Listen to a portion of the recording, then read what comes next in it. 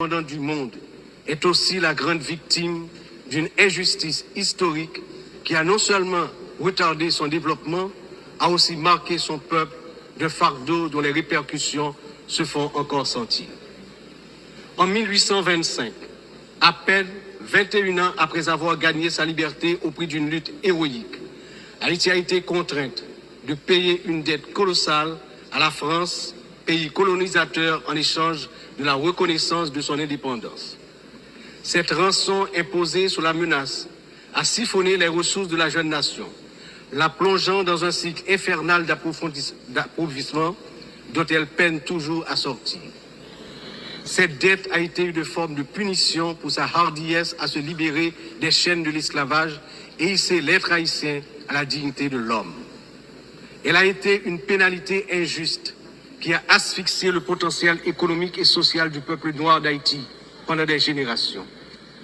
Dans le contexte d'aujourd'hui, où plus que jamais, l'attention est portée sur les efforts pour restaurer sans délai la sécurité et répondre aux immenses besoins humanitaires en Haïti, il me paraît important d'attirer l'attention de l'Assemblée sur les séquelles du passé colonial et des rançons payées à certaines puissances qui ont largement hypothéqué le développement d'Haïti.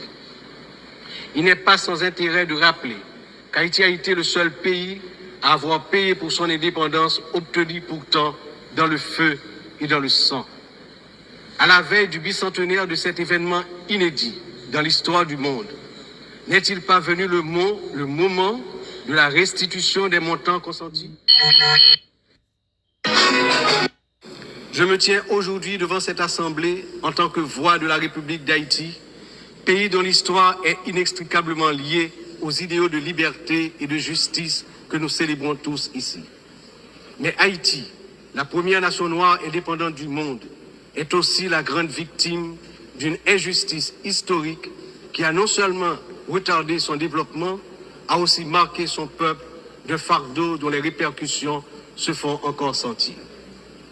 En 1825, à peine 21 ans après avoir gagné sa liberté au prix d'une lutte héroïque, Haïti a été contrainte de payer une dette colossale à la France, pays colonisateur, en échange de la reconnaissance de son indépendance.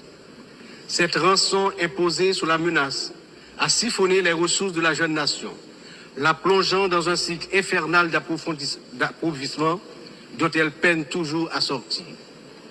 Cette dette a été une forme de punition pour sa hardiesse à se libérer des chaînes de l'esclavage et hisser l'être haïtien à la dignité de l'homme.